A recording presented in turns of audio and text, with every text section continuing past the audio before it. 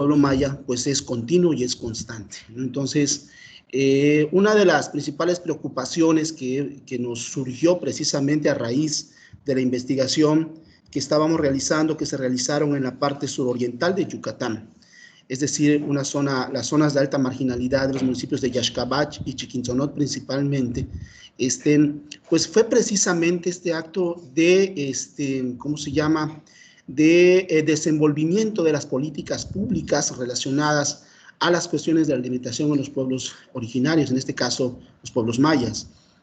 Y de alguna forma también observamos cómo dentro del discurso generalizante de la interculturalidad había realmente aristas que tenían que ser, digamos, revisadas de alguna forma para que dieran a explicar o que pudieran explicar de alguna manera por qué se estaba generando este acto de marginación. Me gustó mucho la presentación de la profesora que nos antecedió hace un momento, bueno, la profesora Zuleima, si no me equivoco, sobre el tema precisamente de la interculturalidad, ¿sí? Y cómo se va desarrollando en algunas regiones del centro del Estado. Me parece que esta discusión tiene que dar lugar inclusive más adelante a otras discusiones mucho más, digamos, puntualizadas respecto a cómo se desarrollan esas políticas públicas encaminadas precisamente a esa representatividad de los hábitos alimentarios de los pueblos originarios y en este caso también de los temas relacionados a la nutrición precisamente en los pueblos mayas, que creo que es en buena parte lo que nos tiene que ocupar de alguna manera.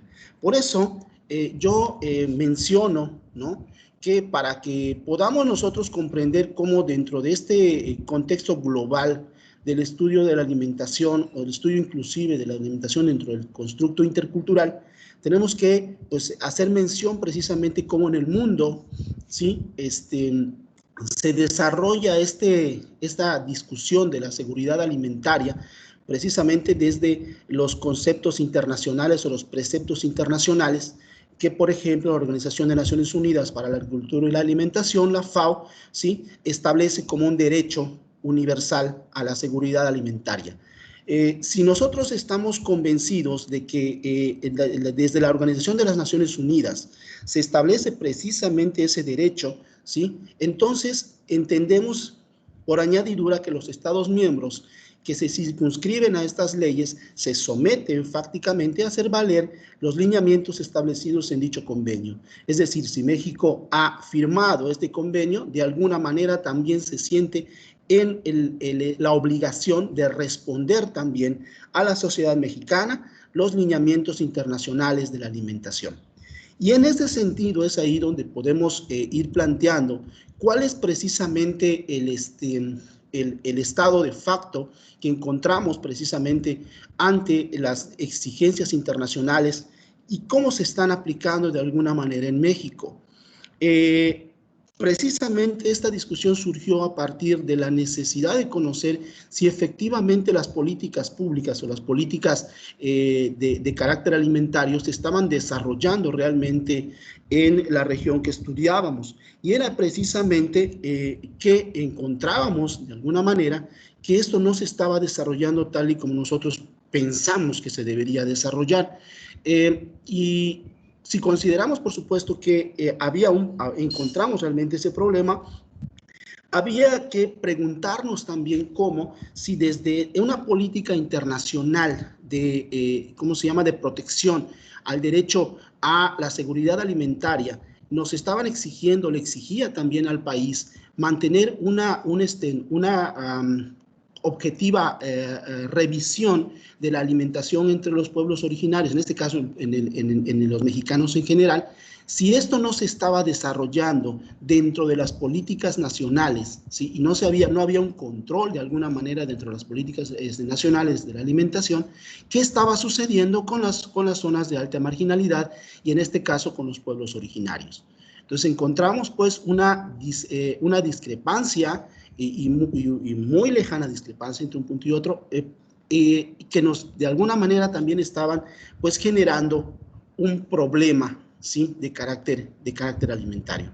Entonces, una de las principales cuestiones que nosotros discutimos en su momento era precisamente cómo se estaba desarrollando esta cuestión de la política alimentaria en el país, ¿sí? Cómo se estaban desarrollando las políticas públicas y cómo se estaban desarrollando a partir del Estado de Derecho, es decir, el derecho a la alimentación de los pueblos en sí, y cómo se estaba puntualizando desde las políticas de los pueblos originarios. Estábamos haciendo una revisión de todas las políticas públicas precisamente enfocadas a los pueblos originarios, es decir, los pueblos indígenas, y encontramos muy poca referencia sobre las cuestiones alimentarias. Es decir, hay una discusión profunda sobre cuestiones de territorialidad, sobre cuestiones de identidad, sobre cuestiones de leyes, de políticas, del derecho, por ejemplo, pero muy poco sobre las cuestiones alimentarias.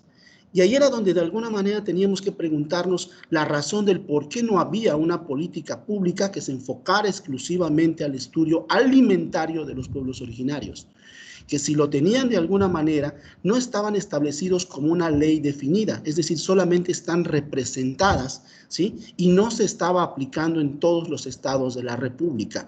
Por tanto, las políticas públicas estaban quedando literalmente en letra muerta. ¿Por qué? Porque no se estaban desarrollando de alguna manera como tal.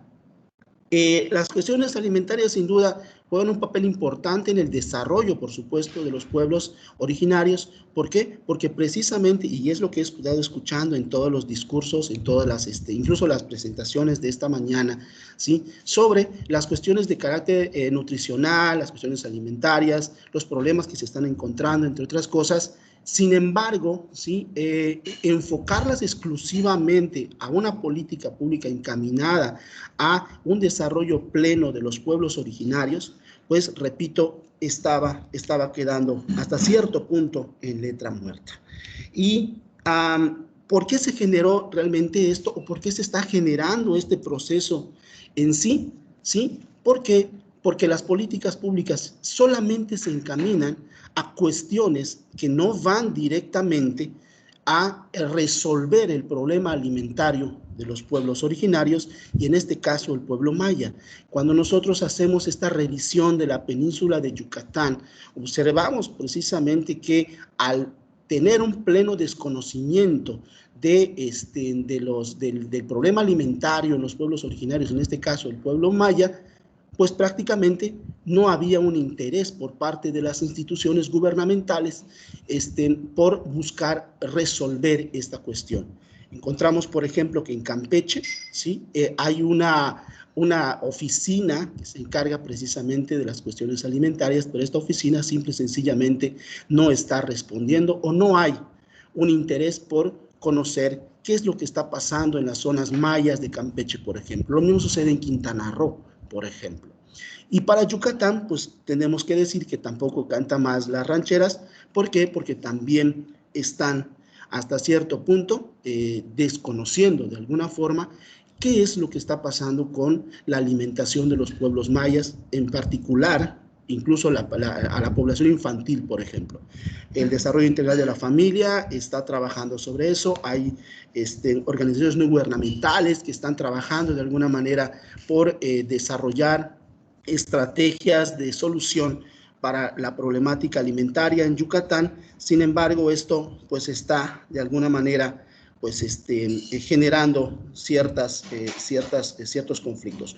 ¿Y qué genera al mismo tiempo esto también? Bueno, cuando decimos que precisamente el problema alimentario no está de una forma regulado, de manera puntualizado en las zonas de alta marginalidad, ¿sí? Creo que se discutió hace un momento, en las exposiciones anteriores, ¿sí?, cómo precisamente el uso de una alimentación, digamos, que no va de acuerdo precisamente a una alimentación adecuada, valga la redundancia, en los pueblos originarios, pues ha generado al mismo tiempo que la globalización, la modernidad, la migración inclusive, que ya se mencionó acá, pues esté generando que los hábitos alimenticios de los pueblos originarios también se vayan transformando, ¿sí? O sea, se comentaba inclusive cómo el alto índice de consumo, por ejemplo, ¿cómo se llama?, de alimentos chatarra, ¿no?, de la Coca-Cola, de la Pepsi, de las Sabritas, entre otras cosas,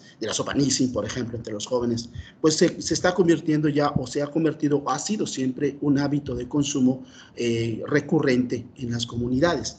Y esto, por supuesto, genera indudablemente problemas de salud considerables. Entonces, para que podamos comprender desde la perspectiva de la ciencia, es decir, desde la perspectiva científica o incluso de la academia misma, el problema de la alimentación como tal en los pueblos originarios, necesitamos recurrir precisamente a las teorías de la antropología de las identidades y la antropología de las otredades, la variación alimentaria. Por eso a este pequeño espacio le llamo también antropología de las identidades y las otredades en la variación alimentaria. ¿Por qué? Porque ahí nos enfrentamos a dos cuestiones vitales, ¿no? Cómo desde la ciencia vamos a observar y ver la tradición. Y cuando hablamos de esta tradición alimentaria, la tradición de los pueblos originarios, ¿sí?, que de alguna manera han mantenido ciertos hábitos alimenticios y le han dado, digamos, cierto sentido a el acto de alimentarse, el acto de comer como tal.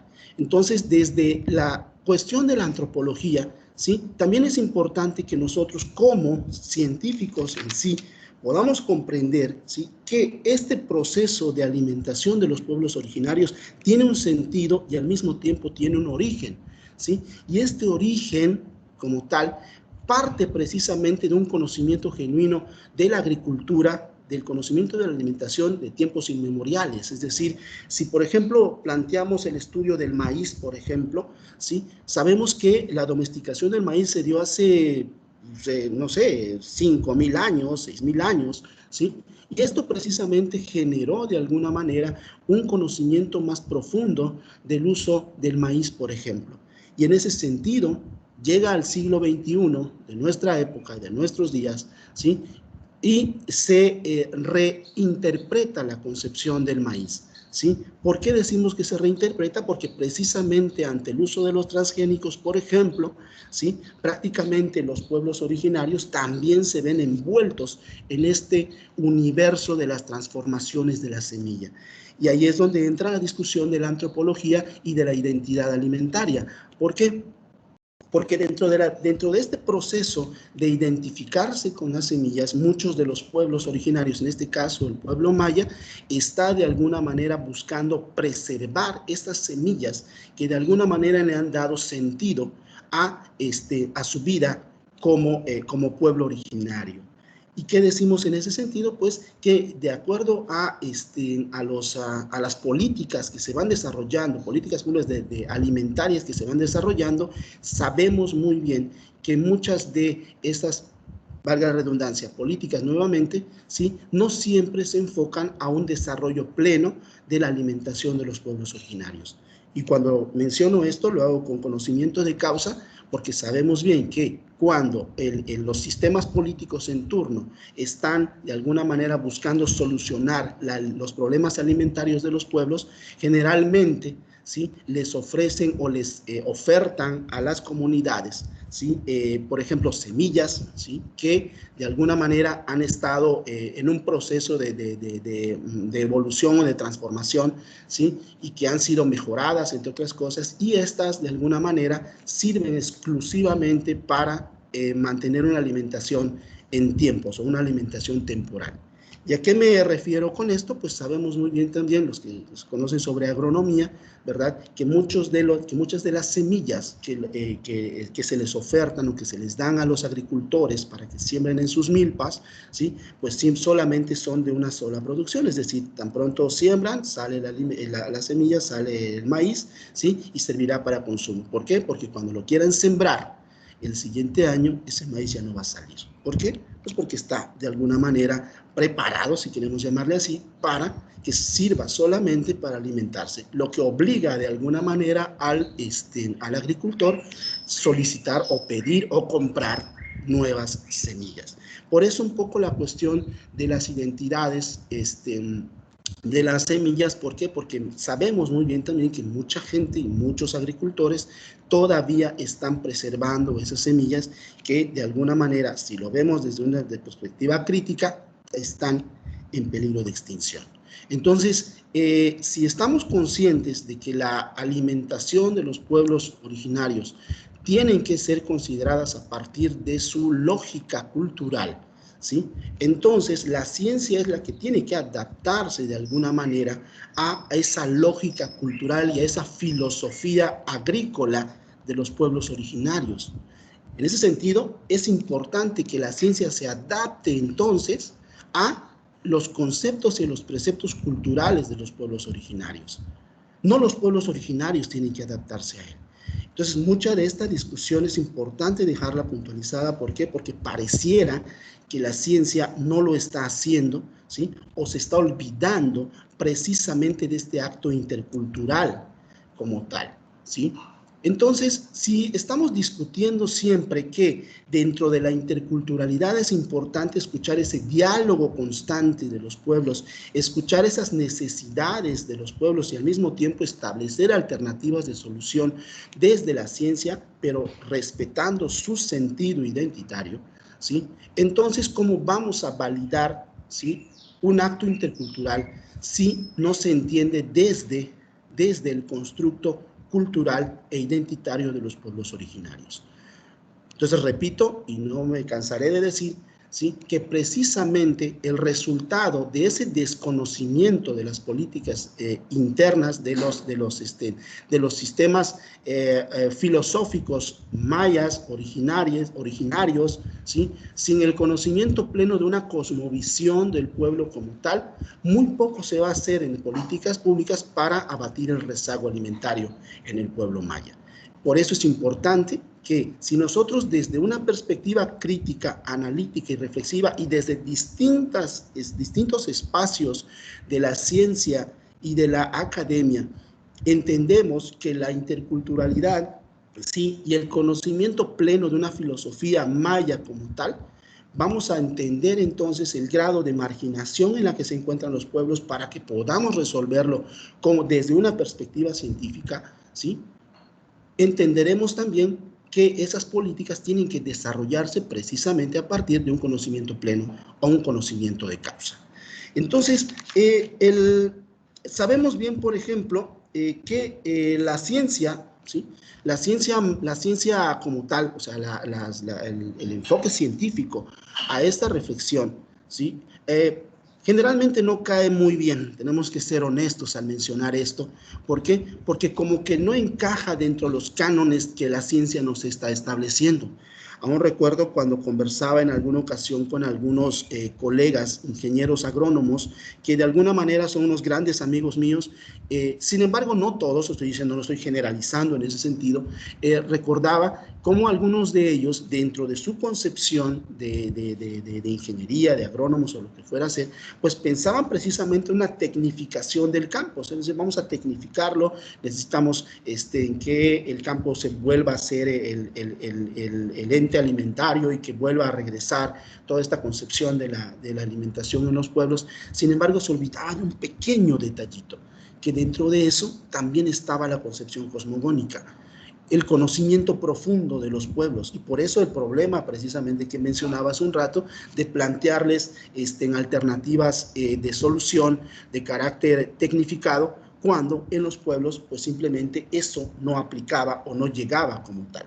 Algo así como decir, sembramos alimentos mejorados acá, cuando sabemos que el suelo pues no es apto para ello. Entonces entendamos en ese sentido cómo se frenaba hasta cierto punto una propuesta interesante, pero que no encajaba de alguna manera en el modelo de las comunidades. Entonces, partir de un diagnóstico previo de las comunidades es vital para comprender qué es lo que exactamente se requiere en todos los sentidos, para una buena respuesta, ¿sí?, a los problemas de los pueblos originarios. Entonces, fíjense la cuestión y el problema generalmente que nos enfrentamos cuando decidimos plantear desde el escritorio, desde una tacita de café, ¿verdad?, desde una bonita reunión académica, algo que todavía no sabemos si va a surtir o no va a resultar dentro de las comunidades. Entonces, ¿cuál es el sentido de esto? ¿Qué es lo que nos depara realmente este momento crítico en el que estamos? Hemos estado escuchando que hay estas estrategias, me encantaron muy bien las propuestas que se están presentando en torno al mundo de ahora, ¿sí? Y cómo vamos, digamos, cómo se va a ir transformando esto y hacia dónde vamos realmente con estas políticas alimentarias y del sistema político en turno. Sabemos que durante mucho tiempo las políticas no se han desarrollado tal y como están, sino han servido como un modelo paternalista, ¿sí?, donde solamente les han dado a los pueblos originarios lo poco que puede haber, ¿sí?, y se han olvidado de que ellos también pueden ser partícipes de su propio desarrollo alimentario, ¿sí? Y esto se ha olvidado.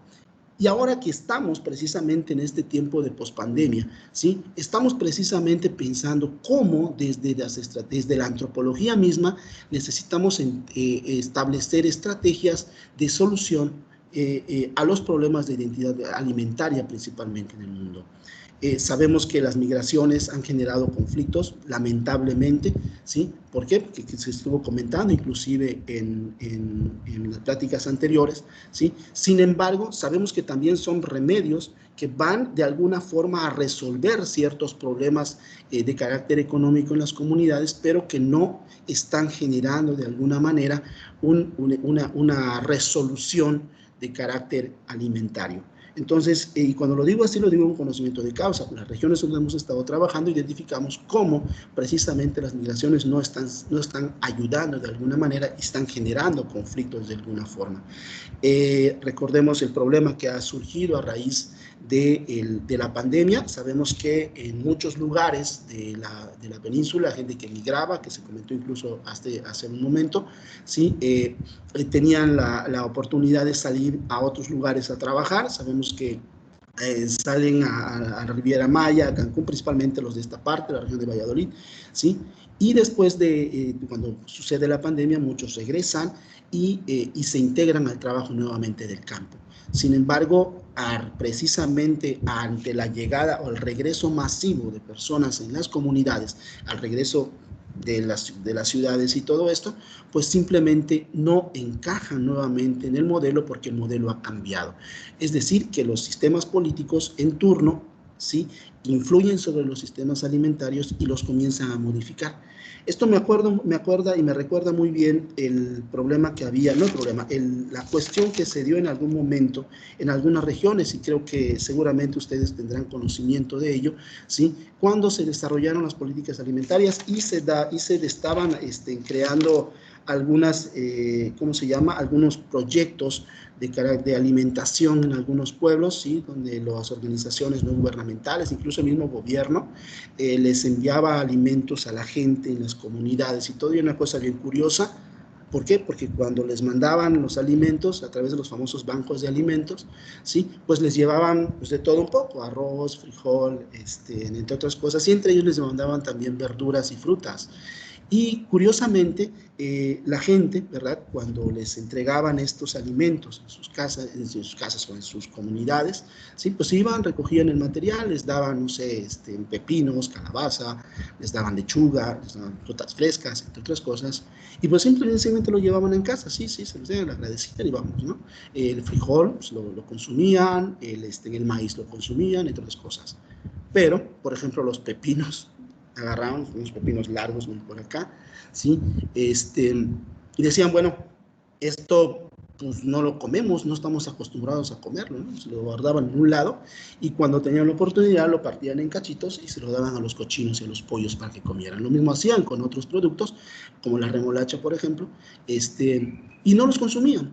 Entonces, ¿cuál era el sentido de esto? Pues precisamente lo que comentábamos hace rato respecto a cómo ir entendiendo desde adentro las necesidades de los pueblos y las condiciones en las que podrían, digamos, resolver ese problema a partir de un diagnóstico previo. Se entiende obviamente que tal parece que cuando se desarrollaban estas políticas, pues simple y sencillamente no se hacía un diagnóstico previo y había un desconocimiento objetivo de la cultura de los pueblos. Y por eso pues, les entregaban lo que ellos consideraban que podían comer los pueblos y los pueblos decían, pues no estamos acostumbrados y por tanto que nos traigas otra cosa aquí medio rara y medio exótica, pues simplemente no lo vamos a comer. ¿Por qué? Porque esto es para los animales. Entonces, imagínense ustedes el sentido intercultural y el sentido también profundo de una filosofía alimentaria de los pueblos originarios que, como fuera, tienen que desarrollarse, repito, a partir de un conocimiento previo, un conocimiento de causa que no solamente repercute en las cuestiones gastronómicas, en las cuestiones identitarias, en las cuestiones culturales, en las cuestiones históricas, sino también en las cuestiones lingüísticas, ¿sí? Si entramos a la discusión de que este acto de la alimentación de los pueblos originarios tiene mucho que ver con el espíritu de la lengua como tal, pues es ahí donde encontramos de alguna manera una beta importante que necesitamos comenzar a potencializar. Cuando entremos a discutir cuestiones de la lengua, de la alimentación en los pueblos originarios, necesitamos con obviedad entender a profundidad el sentido de la lengua, el sentido lingüístico del pueblo maya, para que entonces entendamos también su sentido alimentario. Si hay alguna pregunta, algún comentario, ¿sí? Con mucho gusto.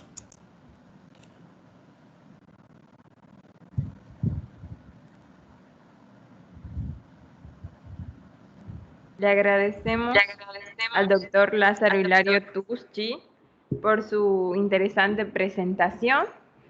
Todavía queda un tiempo para que los participantes hagan preguntas en el chat y el doctor las pueda contestar.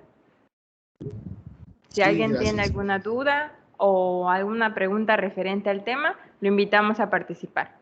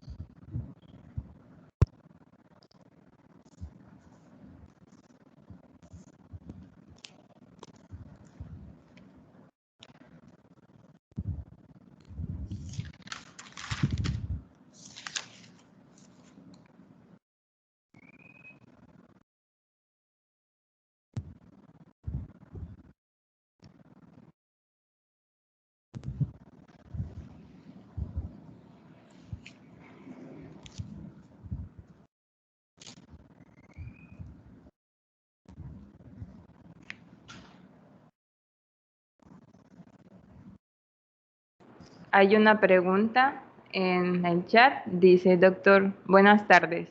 ¿Cómo ve y analiza la seguridad alimentaria en México? A ver. Sí. Pienso que buena parte de la discusión de esta seguridad alimentaria no va a tener un efecto inmediato, digo yo, en el sentido de las políticas públicas de carácter alimentario, si no se desarrollan a partir de las necesidades de los pueblos. Sabemos que se ha legislado mucho, o sea, hay una legislación propiamente dicha de las políticas alimentarias en el país, y de alguna manera han resuelto de manera muy somera, muy pequeña, precisamente el problema alimentario. Lamentablemente, lo que comentaba hace un rato, tal parece que estas políticas se desarrollan a partir de, ¿cómo se llama?, de actos que no están, digamos, de alguna manera ligados o conectados con las necesidades propias de los pueblos originarios. Estamos hablando de los pueblos originarios en particular. Y si no se desarrollan de alguna manera desde la perspectiva de los pueblos originarios, es decir, que de los que legislen realmente consulten a los pueblos originarios sobre este problema realmente, pues muy poco se va a hacer. Lamentablemente en el país siento que nos ha estado faltando precisamente un acto de consulta a los pueblos originarios, incluso hasta por esta cuestión. En breve, y les comento aquí esto, va a entrar a discusión en el Legislativo Federal precisamente la cuestión de la consulta a los pueblos originarios. Y esto de alguna forma viene a ayudar o a respaldar precisamente todas las políticas públicas que se desarrollen y que tengan que ver con los pueblos originarios y las zonas de alta marginalidad. Y esto de alguna manera repercute indudablemente en un conocimiento, repito, y lo que no me he cansado de decir desde el principio, en un conocimiento intercultural. Es decir, que se conozca de alguna manera a profundidad esta parte cultural de los pueblos para que pueda desarrollarse sin problemas.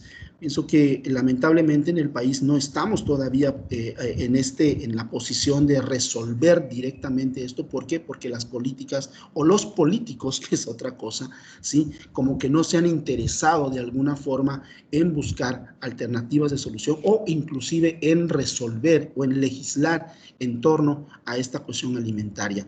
¿Y qué nos compete a nosotros como sociedad, pero sobre todo como academia?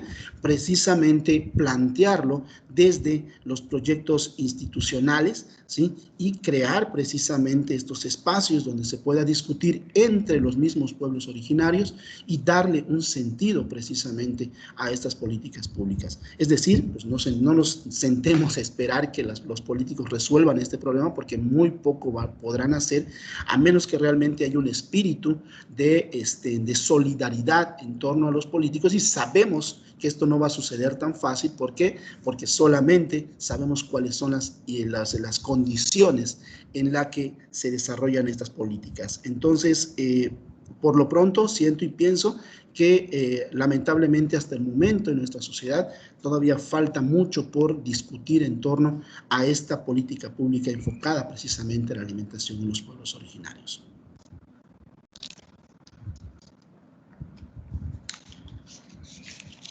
Tenemos otra pregunta, doctor. Dice, sí.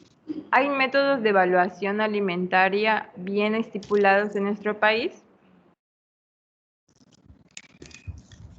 De las que pueden haber, por supuesto que las hay. De hecho, hay métodos que sí pueden ser aplicables, ¿sí? Siempre y cuando sea validado por las instituciones que de alguna forma respondan también a estas exigencias de la sociedad.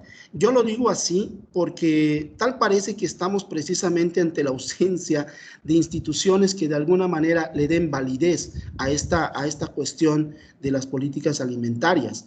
Y lo digo así porque creo que muy pocas instituciones se han preocupado precisamente por establecer alternativas de solución a esta cuestión. Y lo que se ha hecho, o sea, como modelo o método digamos, de integración o de revisión de los problemas alimentarios, ¿sí?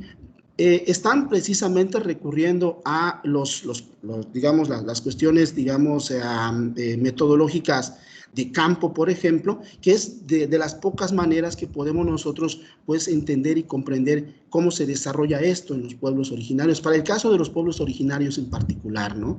Yo lo encontraba aquí en Yucatán, o sea, no solo en Yucatán, en la península en general, cuando hacíamos las revisiones de los problemas que encontrábamos, por ejemplo, en la región de los Chenes, en la región de Campeche, la región de los Chenes en Campeche, cuando pues llegábamos y nos preguntábamos sobre cuestiones de alimentarias y como tal, y nos decían, sí, no, hombre, han venido y han pues, planteado aquí los de la Secretaría de Salud, los de la Universidad Autónoma de Campeche, incluso hasta los de la Universidad del Carmen, habían ido a hacer investigación sobre cuestiones de alimentación y todo eso, y tenían sus propias estrategias, ¿no?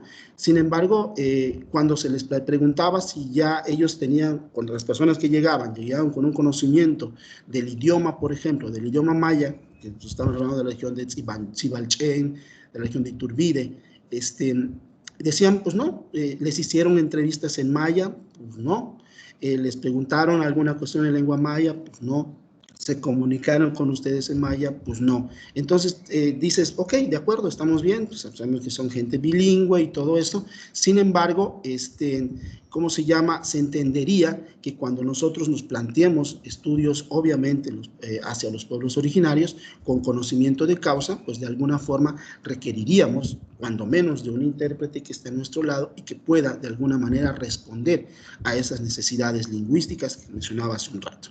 Entonces, ante un pleno desconocimiento de la lengua, por ejemplo, pues se nos hace muy difícil poder comprender cuál es ese universo cosmogónico, cuál es ese universo identitario de los pueblos, ¿sí? Y vamos a, de alguna manera, a perdernos de mucha de esa información, ¿sí? Que posiblemente nos estén proporcionando y que de alguna forma no podamos entender.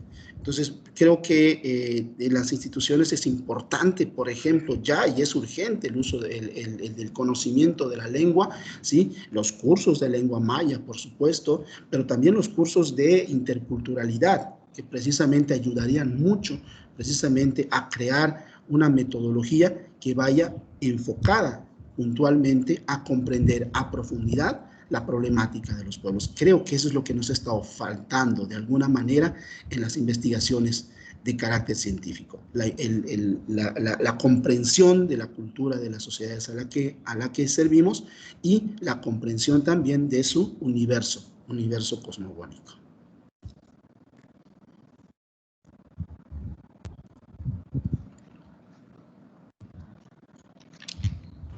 Nibolal, doctor Lázaro Hilario Tuschi, Universidad Autónoma de Yucatán. Queremos hacerle expreso nuestro agradecimiento por su amable y excelente participación, doctor Lázaro Hilario Tuschi, y por su ponencia denominada Políticas Públicas, Alimentación de los Pueblos Originarios de Yucatán, Interculturalidad y Marginación. Nibolal. Ajiawa Dios bo tita talaka le sham, pues veishan ton, guaye, skimak ola lo sham. Malo. Dios. Buenas tardes. Nibolal. Bueno, a continuación tenemos la participación de la doctora Norma Elena Pérez Herrera. Forma parte del cuerpo académico de salud pública, químico, farmacéutico, biólogo de la Universidad Autónoma de Yucatán, especialista en salud pública de la Universidad Autónoma de Yucatán, maestra en ciencias en la especialidad de ambiental, doctora en ciencias de especialidad en toxicología, Cinevesta, Unidad Zacatecano. Es profesora investigadora en la Facultad de Medicina de la UADY, responsable del Laboratorio de Enfermedades Crónicas y Degenerativas de la Unidad Interinstitucional de Investigación Clínica y Epidemiología. Sin más por el momento, le damos la bienvenida. Un momentito. Muchas gracias.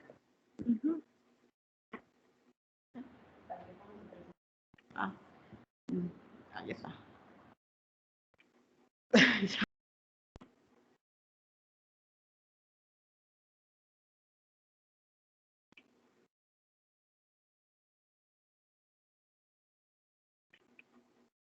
Gracias. ¿Sí me confirman si se ve la presentación? Sí, doctora, sí se ve. Gracias. Pues muchas gracias por la invitación para participar en este simposio. He escuchado algunas de las ponencias, me parecen realmente muy buenas y pues espero también compartirles la experiencia de lo que nosotros hemos trabajado y algunos elementos que a veces cuando se considera la producción alimentaria quedan de lado o no se considera el aspecto que tiene que ver con los plaguicidas, que es lo que vamos a ver hoy. Entonces, esta plática es tratar de sensibilizar un poco sobre algunos de los impactos que el uso de plaguicidas en la producción alimentaria tiene sobre la salud pública. Entonces, es importante mencionar que los plaguicidas son sustancias que se sintetizaron específicamente para combatir plagas, como menciona su nombre. Estas plagas, dependiendo de del tipo de organismo, pueden ser insectos, pueden ser malezas, pueden ser hongos que afectan a los cultivos y las diferentes etapas de su producción, cosecha, almacenamiento, comercialización e incluso también los que se utilizan para el control de vectores de algunas de las enfermedades que se transmiten por vectores como el dengue, zika, chikungunya y hace mucho tiempo también la malaria. Entonces, estas sustancias, dependiendo de su estructura química, también se maneja aquí un semáforo, pueden ser de toxicidad ligera, moderada, hasta extrema. Y en algunos casos también pueden causar la muerte cuando se da un proceso de intoxicación aguda. Estas sustancias pueden ser o estar en el ambiente durante mucho tiempo. Algunas pueden ser degradadas fácilmente por las condiciones climáticas, pero otras pueden ser permanentes durante varios meses o incluso persistentes, dependiendo también de sus propiedades físico-químicas. Algunas sustancias como el DDT, por ejemplo, pueden estar hasta más de 20 años en el ambiente. Por eso, si se menciona, si estos plaguicidas ya no se usan, ¿por qué se están encontrando todavía en el agua, en el suelo, en algunos organismos? Se debe precisamente a su capacidad de permanecer en el ambiente y de bioacumularse también en las cadenas tróficas. Existen muchos grupos químicos de estas sustancias. Entre los más conocidos están los organofosforados, los organoclorados y los piretroides, aunque existen cientos de miles de moléculas que se utilizan como plaguicidas actualmente. ¿Cómo surgen estas sustancias? Pues se conocen 4 etapas en las cuales integran la historia de los plaguicidas y se conocen desde la antigüedad, por ejemplo, la era de los productos naturales, desde antes de Cristo hasta mediados del siglo XIX, se utilizaban algunos implementos como azufre, arsenito y fósforo. Algunos productos naturales como flores de piretro, tabaco, jabón y piretrinas obtenidas también de las plantas. Todo esto eran sustancias de tipo natural. Después llega la era de los fumigantes de mediados del siglo XIX hasta principios del siglo XX, junto con la revolución industrial. Y aquí ya se empiezan a sintetizar algunos productos de manera expresa en conjunto con la revolución industrial. Y a pesar de que ya se empezaban a observar casos de intoxicación aguda, sin embargo, se pensaba por los organismos que los fabricaban y los consumidores también, que era el uso de estos plaguicidas parecía algo fácil, rápido y económico para satisfacer también las demandas en la producción agrícola. Y aquí se sintetizan algunos altamente tóxicos y persistentes, como el hexaclorociclohexano y el DDT.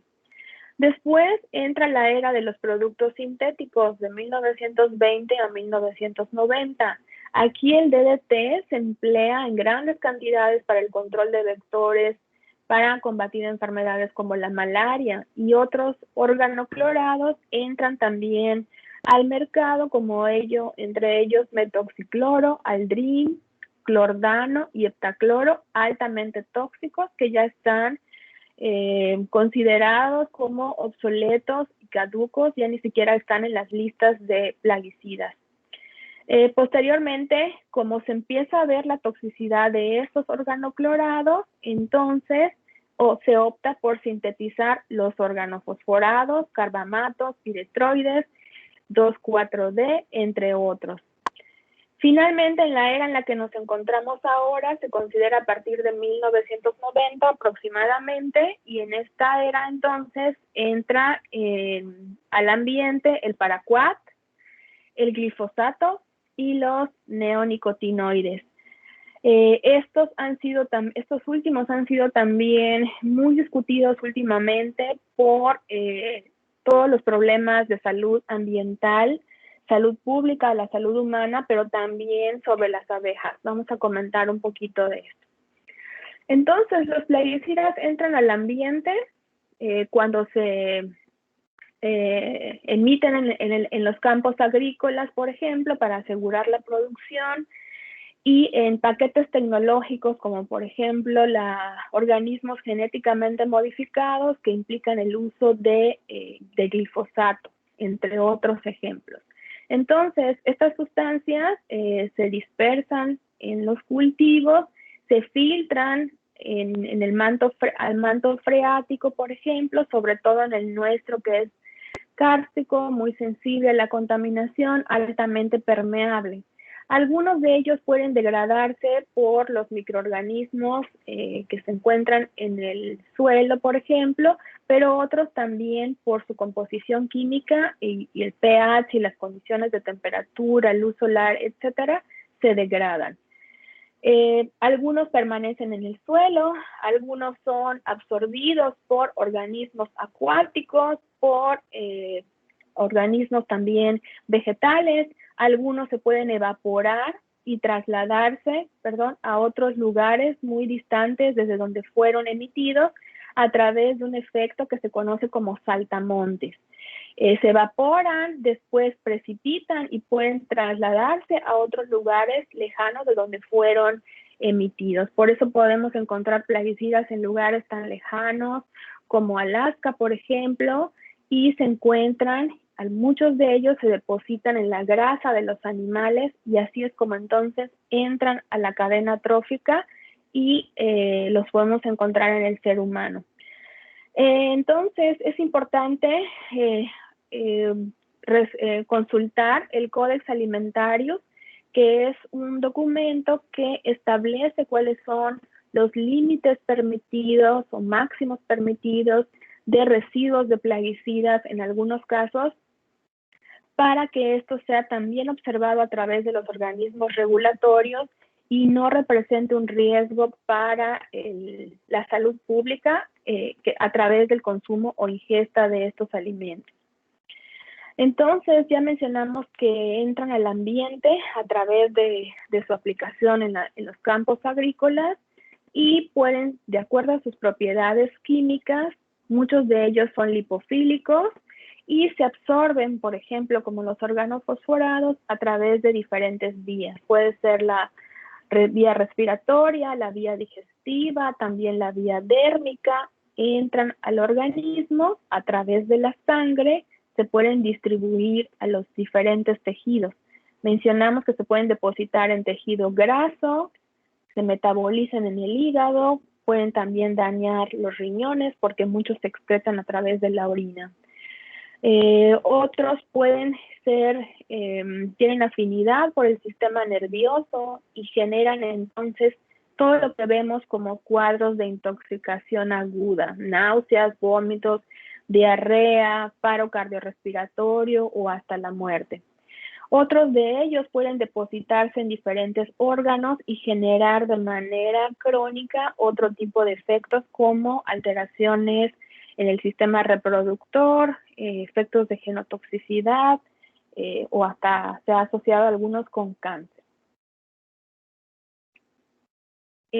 Por eso entonces es que los plaguicidas se consideran un problema de salud pública que se le da muy poca atención, es un problema que está subestimado, pero es importante también conocer, se ha mencionado mucho también su uso y distribución mundial, pero los países más pobres son los que todavía siguen utilizando los plaguicidas más tóxicos que ya han sido prohibidos o restringidos en países de primer mundo que están optando por el reemplazo o el uso de la agricultura orgánica. Sin embargo, en países pobres donde la regulación no está del todo aplicada en las regiones agrícolas, se usan estos todavía y todavía hay mucho riesgo de daños a la salud.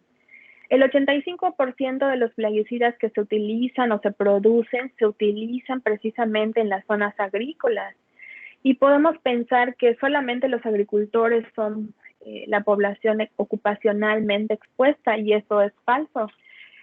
Tanto los agricultores como sus familias pueden tener una exposición ocupacional y también paraocupacional. Esta exposición paraocupacional es la que se recibe por los miembros de una familia que están expuestos de manera no directa ni laboral, pero algún miembro de la familia se dedica a esta ocupación y puede llevar estos insumos a la casa, se guardan en la casa o lleva la ropa contaminada con estas sustancias y entonces lleva la contaminación al hogar, que no debería ocurrir. También puede haber habitantes cercanos a los campos agrícolas y esto es una exposición ambiental que se da en muchos casos. Los trabajadores del control de plagas, como los que fumigan las casas, las viviendas y diferentes sitios de interiores, también tienen exposición a plaguicidas de esta forma. Y nosotros como población general tenemos la exposición ambiental por la ingesta de alimentos que han sido cultivados bajo estas condiciones.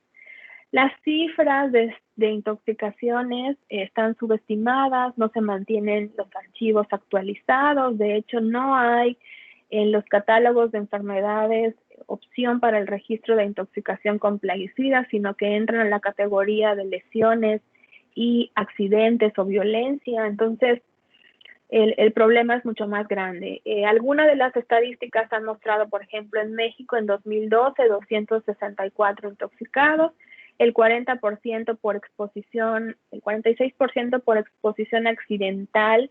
Esto se observa también mucho en intentos suicidas o exposición laboral y existe entonces un registro de 1 por cada 5, de tal forma que estamos viendo la punta del iceberg y el problema es mucho más grande en magnitud y en dimensiones. ¿Cuáles son algunos de los efectos tóxicos de estas sustancias? En el caso de los organofosforados, sobre todo, están muy bien documentados los efectos en el sistema nervioso. Estas sustancias se parecen mucho al sustrato de la enzima acetilcolinesterasa, que es clave en la transmisión de la sinapsis nerviosa, de tal forma que tienen más afinidad por el sitio activo de la enzima, bloqueándola e inhibiéndola, y por eso vemos lo que les mencionaba, un cuadro de intoxicación aguda que puede ser hasta condiciones leves, diferente tipo de órganos y sistemas se ven afectados y pudiera ocasionar hasta la muerte. También se ha asociado la exposición a estas sustancias de manera crónica con síntomas depresivos, alteraciones hematológicas como en el recuento de glóbulos rojos, blancos. Algunos se han asociado con leucemia. Alteraciones reproductivas también se han documentado, como mala calidad de semen, problemas para lograr el embarazo, partos prematuros, bajo peso al nacer, problemas en el desarrollo y efectos de daño al DNA, tanto en células somáticas como los leucocitos, pero también en células germinales como en los óvulos y los espermatozoides. Se ha visto también daños en el material genético de estas células. Entonces, se ha mencionado también que entre los contaminantes ambientales que están de algún modo ponen en riesgo alteraciones reproductivas, también se incluye a los plaguicidas. Un componente importante también es que hace más complejo el abordar este problema de salud pública, es que existe también susceptibilidad genética relacionada, con el metabolismo de los plaguicidas. Entonces, la toxicocinética, que es este proceso de exposición, absorción de las sustancias tóxicas, su metabolismo, distribución y eliminación, también el componente genético tiene un papel importante, porque las enzimas encargadas de eliminar estas sustancias, muchas de ellas son polimórficas. Entonces, la variabilidad se puede observar también en diferentes grupos étnicos, y esto también puede hacer vulnerables a ciertas poblaciones, además de las condiciones de pobreza, marginación y otros que se han mencionado en este simposio. ¿Cuál es la situación en México? Recientemente trabajamos una revisión con la Red de Toxicología de Plaguicidas sobre cuál es este estado de investigación de plaguicidas en México, y se presenta cuáles son los plaguicidas que están circulando hasta hace un par de años en México, dónde son las regiones más afectadas, cuáles son las matrices biológicas donde se ha encontrado y los efectos a la salud en poblaciones mexicanas que se han documentado a través de diferentes grupos de investigación. Respecto a plaguicidas en alimentos, ¿qué es lo que se presenta en esta revisión? Pues se ha encontrado, por ejemplo, DDT en leche de vaca en granjas de Veracruz y de Hidalgo, plaguicidas organoclorados como los que mencionábamos en leche de cabras en el centro del país, organoclorados en carne de ovejas en Veracruz, un plaguicida organofosforado que se conoce como diclorgos en leches comerciales también. Otros organofosforados se han encontrado en frijol, trigo, chícharo, maíz en Sonora, donde la producción agrícola y el uso de plaguicidas son muy intensos en esta región del Pacífico, Sonora, Colima, Nayarit, Sinaloa. Otros organofosforados se han encontrado en nopal, cebolla, también en esta zona, y en carne de res y carne de cerdo. Mencionábamos que algunos de ellos tienen afinidad por los lípidos y se pueden almacenar o depositar en estos tejidos. Algo que se está haciendo a favor de la reducción del uso de estas sustancias en la producción agrícola tiene que ver también, no sé si habrán visto recientemente algunas noticias de un decreto para reducir y eliminar el glifosato en la producción agrícola. Este decreto menciona que tiene por objeto establecer acciones que deberán realizar dependencias y entidades que integran la Administración Pública Federal para sustituir gradualmente el uso, adquisición, distribución, promoción e importación de esta sustancia química denominada glifosato y de agroquímicos que se utilizan en nuestro país que lo contienen como ingrediente activo, por alternativas sostenibles y culturalmente adecuadas que permitan mantener la producción y sean seguras para la salud humana, la diversidad biocultural del país y del ambiente. Esto está establecido que entre en vigor a partir del 2024, pero ya se empiezan a dar instrucciones para dirigir esfuerzos en investigación en este sentido. Esto lo pueden encontrar en el Diario Oficial de la Federación, que recientemente fue publicado. También les invito a dar un vistazo a la red temática de toxicología de plaguicidas. Esta es una red que se crea con el impulso de las redes temáticas de CONACYT y la creamos en el 2015 como resultado del trabajo de diferentes grupos de investigación al que pertenece la UADY. Entre ellos se encuentran el CINVESTAB, diferentes universidades públicas del país, otros centros de investigación, y en esta página entonces se han subido diferentes documentos como estos que les menciono. Pueden encontrar allá literatura importante, políticas públicas, documentos legislativos, normativas, artículos científicos sobre el tema de los plaguicidas y la situación en México. También si están interesados en estos temas pueden afiliarse a esta red. Lo que esta red también ha estado trabajando es precisamente en relación no solo a los efectos de los plaguicidas en la salud humana, sino también a un tema importante para la biodiversidad, la polinización y el mantenimiento de la producción agrícola, que tiene que ver con las abejas. Entonces, también se han hecho esfuerzos importantes para llevar al Senado de la República documentos, revisiones, artículos y todo el trabajo que se ha realizado en México que dan evidencia de la relación entre estas sustancias y los peligros para la salud pública. Entonces, el reto es mantener la producción agrícola con las demandas que se requieren, pero sin poner en riesgo al ser humano y a la biodiversidad.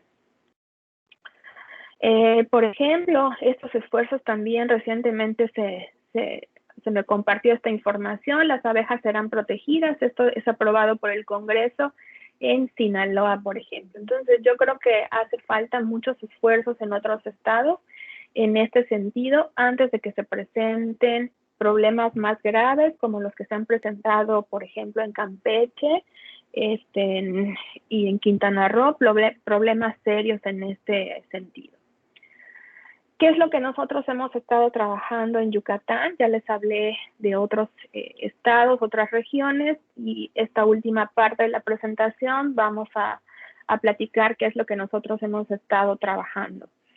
Empezamos a trabajar en el tema de plaguicidas en 2005 en un proyecto vinculado al Cuerpo Académico de Salud Pública en la línea de salud ambiental.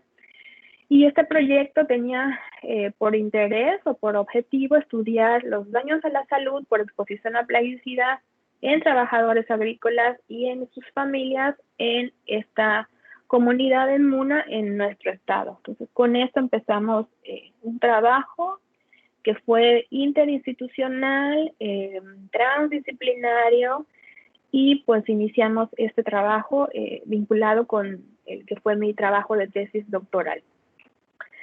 En este trabajo lo que nosotros realizamos fue un estudio transversal, tuvo un componente también longitudinal, y lo que estaba enfocado era precisamente en estudiar cuáles eran los efectos de la exposición a plaguicidas en la comunidad de Muna, vinculado también con efectos en la salud reproductiva de los trabajadores, y cómo un polimorfismo genético de estos que les he mencionado estaba modulando esta respuesta o este desenlace de algún modo.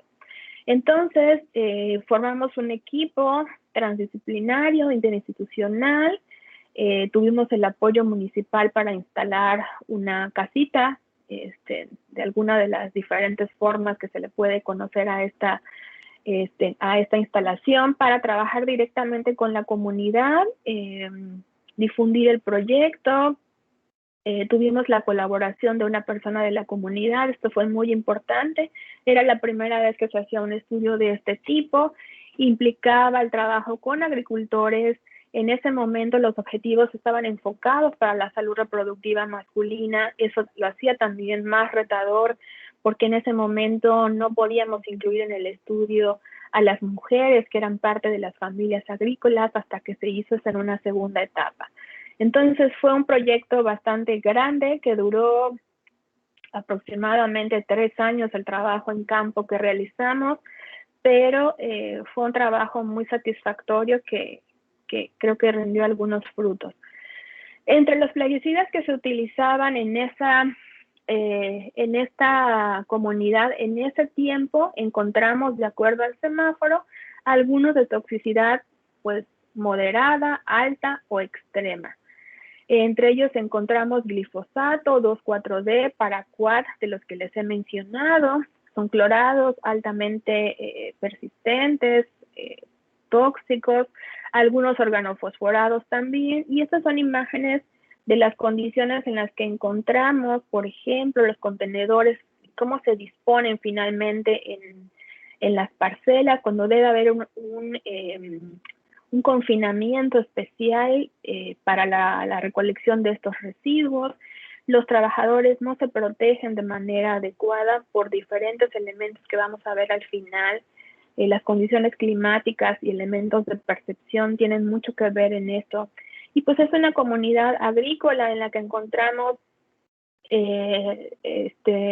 anuncios de los plaguicidas en cualquier parte por donde nos enfoquemos. ¿Qué es lo que nosotros encontramos en esta comunidad? Como les mencioné, fue el enfoque, alteraciones en la calidad del semen y daño genético. Encontramos que el parámetro de morfología espermática fue el que se vio afectado en el 100% de las muestras. Es decir, ninguna de las muestras tuvo los valores que la OMS establece de referencia, más del 50% de morfología normal. El siguiente parámetro afectado fue el volumen espermático en el 46% de la población participante, seguido de la motilidad y viabilidad espermáticas. Algunas imágenes de lo que más encontramos eran alteraciones en la cola y en la cabeza de los espermatozoides.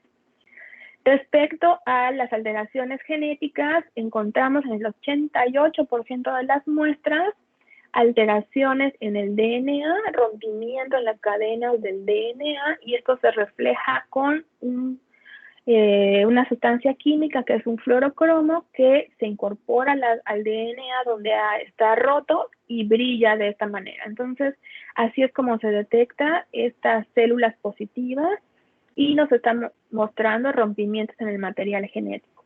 Este trabajo fue publicado y también algo que encontramos en esta población es que sí, hay un polimorfismo genético que hace más vulnerable a los individuos que tienen este genotipo de presentar todas estas alteraciones.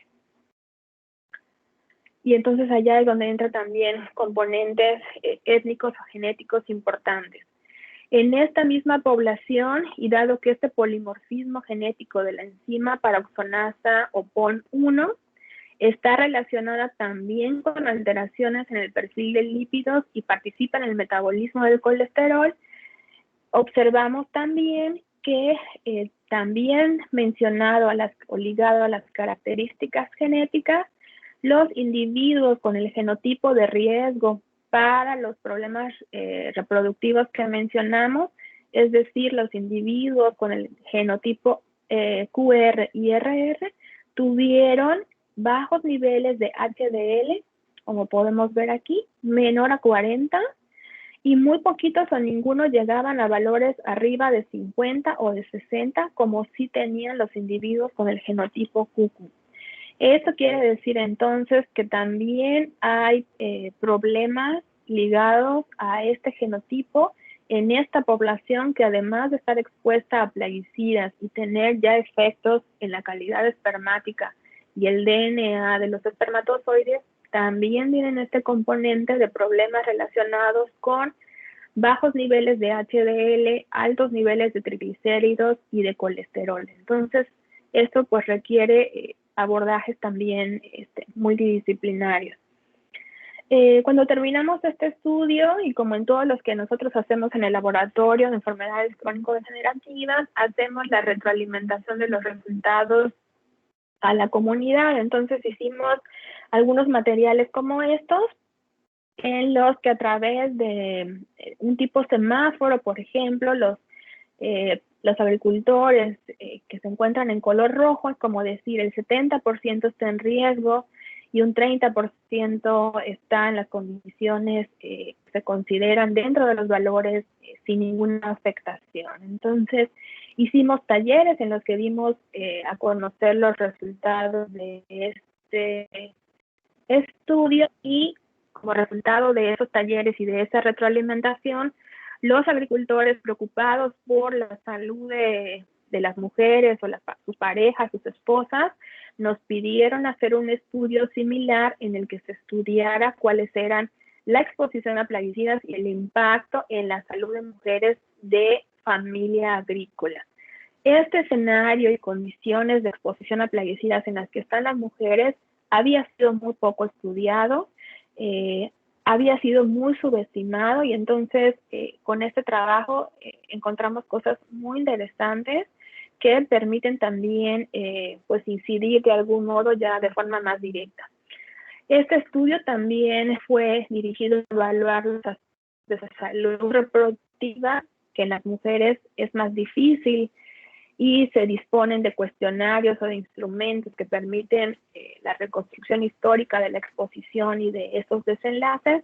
Hicimos nuevamente un equipo multidisciplinario de trabajo y nuevamente instalamos en la comunidad.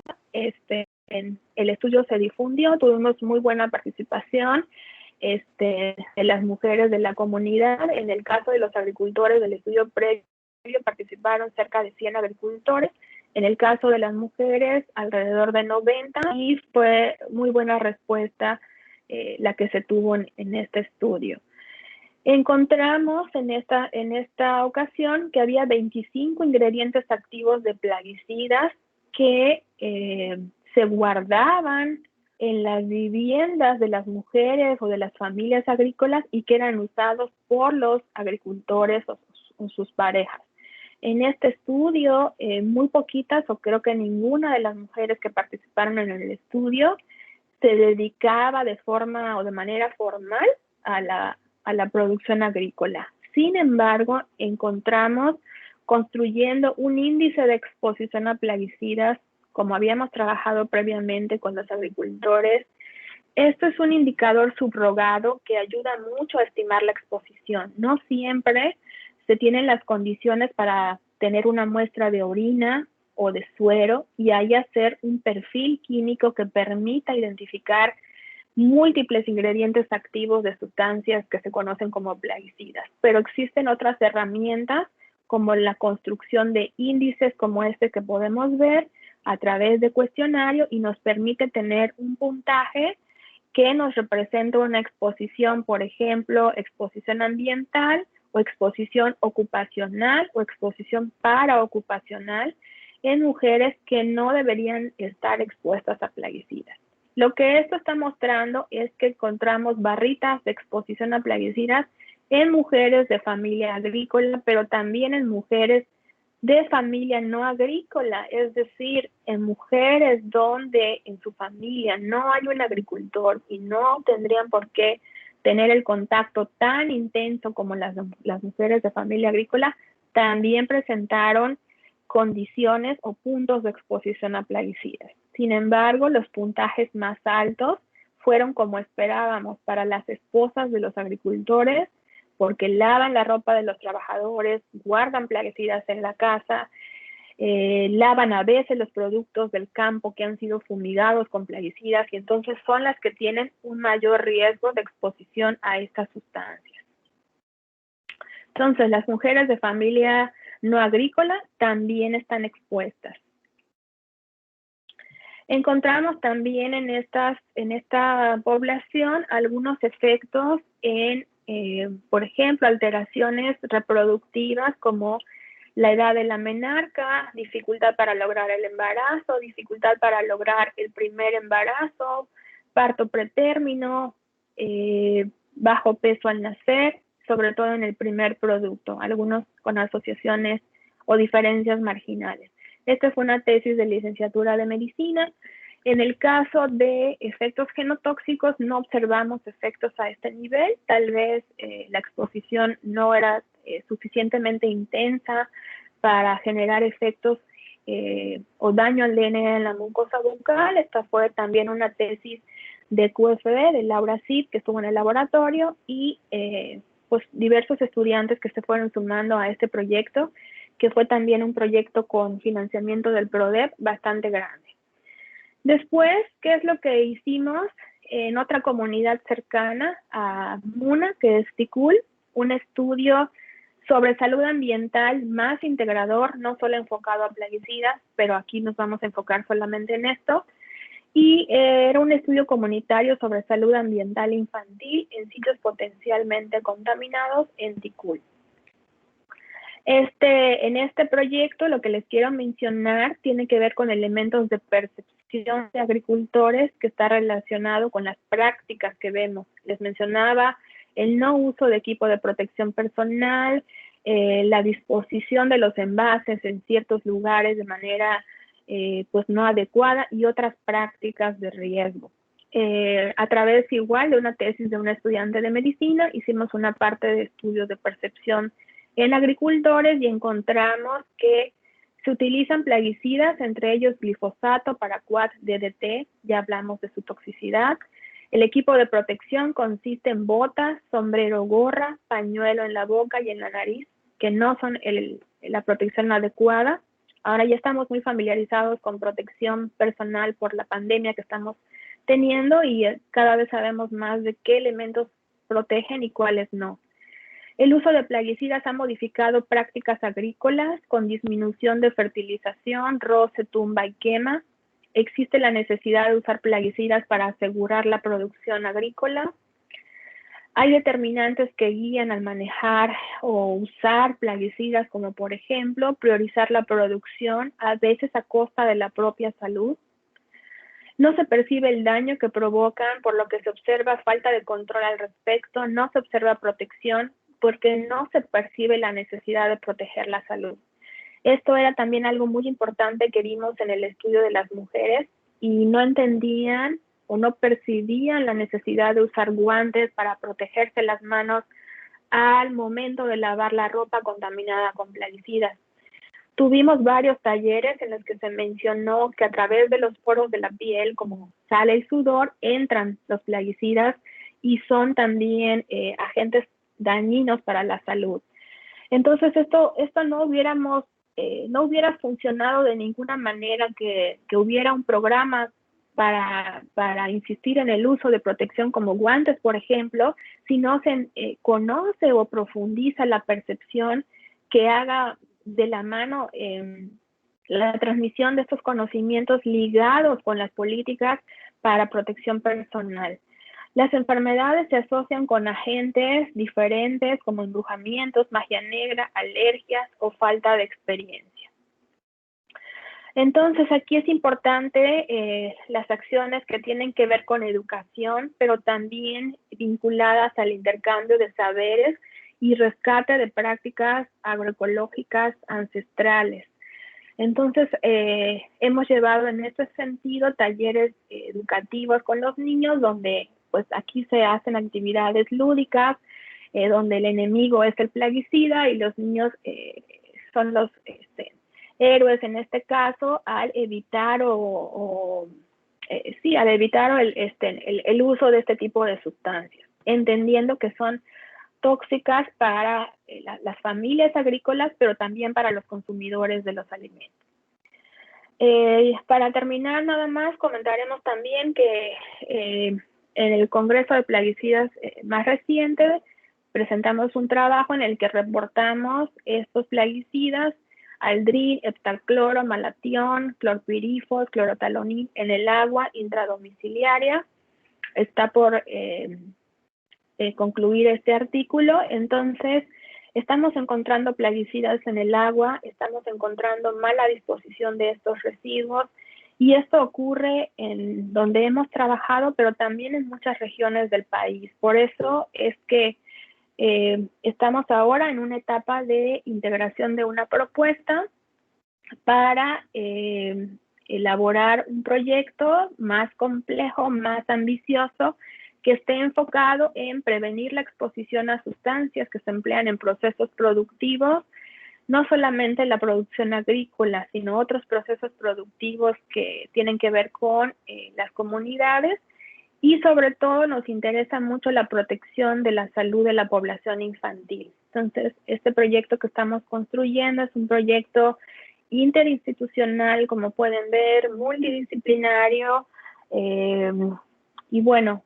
quien tenga interés también se puede acercar con nosotros para charlar al respecto con mucho gusto. Entonces, pues creo que son las últimas diapositivas al respecto. Y pues por mi parte es todo. Muchas gracias. No sé si hay tiempo o hay preguntas. Muchas gracias, doctora Norma. Le agradecemos su tiempo dedicado para presentar su ponencia, y como usted comentó, todavía contamos con un poco de tiempo para que le realicen algunas preguntas que estén relacionadas con el tema o alguna duda que tengan. Pueden poner sus preguntas en el chat.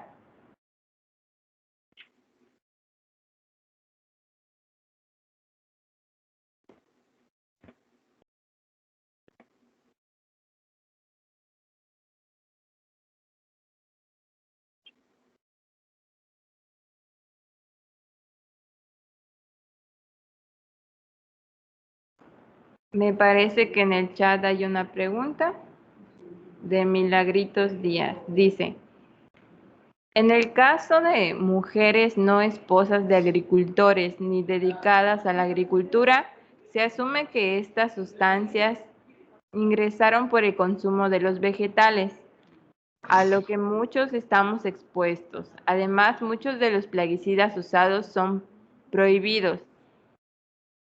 En su experiencia, ¿alguna práctica sencilla para poder retirar de alguna forma los excesos de plaguicidas presentes en los vegetales?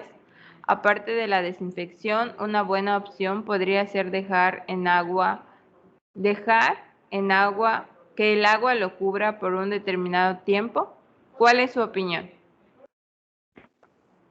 Muchas gracias. Sí, pues es importante tener en cuenta que este grupo poblacional, o sea, mujeres que en su familia no hay agricultores, también tienen este riesgo de exposición. Y yo creo que la mejor alternativa es el reemplazo de los plaguicidas desde el proceso productivo. Entonces, en esta propuesta que estamos nosotros elaborando, hemos considerado también el rescate de algunas prácticas agroecológicas. Yo creo que esa es la mejor alternativa. Pensamos que no es nada fácil, que el reto es muy grande, pero es a lo que los programas de política pública también están impulsando a través de programas como Sembrando Vida y otros que impulsan a los productores al dejar de usar estas sustancias y rescate de saberes para así reduciendo su eliminación. Entonces, yo creo que el buscar alternativas que reduzcan su uso y hasta que llegue un momento en que su uso sea mínimo o que no se utilicen, creo que esa es la forma más segura de consumir alimentos que realmente no impliquen un riesgo para la salud, porque de muchas de estas sustancias no se actualizan los estudios sobre su toxicidad, o muy al principio muchas sustancias salieron sin que se terminen de hacer estudios toxicológicos. Y ahora es cuando vemos los efectos a la salud. Entonces, yo creo que esa sería la mejor alternativa. Incluso es tan poca atención que se le da a este tema que la actualización del catálogo de plaguicidas llevó muchísimos años para que se pueda tener información reciente. Ya hay un nuevo catálogo.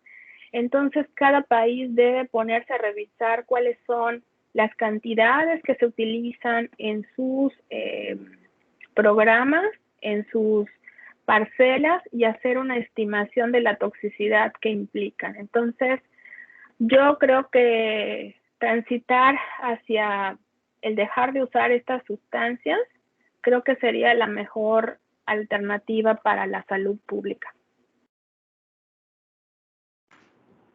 Pero no solamente para el control de las plagas que están en los campos, sino también para el control de vectores, porque aunque ese no es un tema relacionado con los alimentos, también es un tema al que estamos expuestos de manera ambiental. Eso era lo que quería comentar. Gracias. Tenemos otra pregunta, doctora Norma. Dice, ¿qué defectos congénitos se presentaron en niños o niñas de agricultores, tomando en cuenta que por años han utilizado plaguicidas y no tenían realmente un estudio tan específico como el que ustedes realizaron? Felicidades por su presentación, me encantó. Muchas gracias. Nosotros no hemos estudiado efectos en la descendencia y no estudiamos efectos que tienen que ver con alteraciones o malformaciones congénitas. ¿Por qué? Porque estos problemas tienen una prevalencia muy baja y se requieren unas cantidades o de muestras o una gran cantidad de individuos para encontrar realmente casos de este tipo y poder hacer un estudio epidemiológico longitudinal de seguimiento de una corte y muy robusto en este sentido. Nosotros no nos enfocamos hacia eso porque ya había otros estudios que mostraban este tipo de efectos. Entonces, nuestro interés era documentar que este grupo de mujeres de familia agrícola está expuesto de una manera importante. Incluso las mujeres de familia no agrícola por el hecho de vivir en una comunidad que sí lo es, está expuesta de manera ambiental, por los cultivos que están cercanos, porque guardan plaguicidas en la casa de los vecinos y porque los plaguicidas están en el ambiente. Entonces, nosotros no estudiamos los efectos de malformaciones cromosómicas, pero en otros grupos se han mostrado efectos que tienen que ver con malformaciones en las extremidades, me parece que también anencefalia y algunos efectos también que están relacionados con cáncer infantil. Sin embargo, pues podría compartir alguna literatura específica, pero les invitaría a ver la página de la red de plaguicidas, porque ahí se comparte mucha información bastante actualizada. Muchas gracias.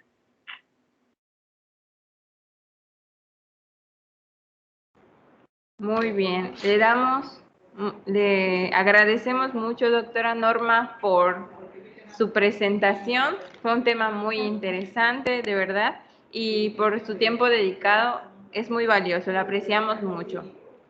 Gracias. Gracias, muchas gracias por la invitación. A usted.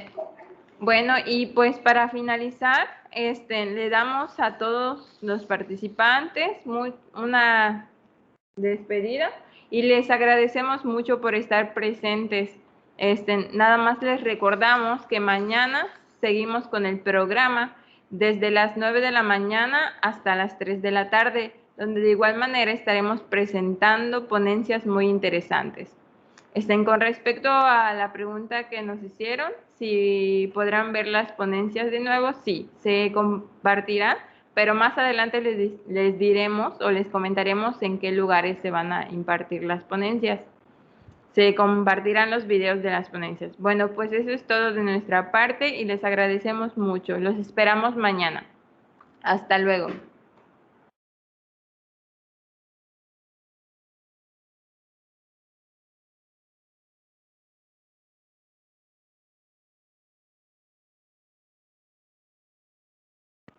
Nosotros, para las preguntas que están realizando de la dinámica de registros para los que estuvieron, nosotros tenemos una lista de todas las personas que estuvieron hoy en la ponencia, así que no se preocupen, a esas personas se les enviarán sus constancias después del evento. Así que no se preocupen con respecto al registro, ya tenemos un registro nosotros aquí. Nos vemos mañana con los links que se les enviaron.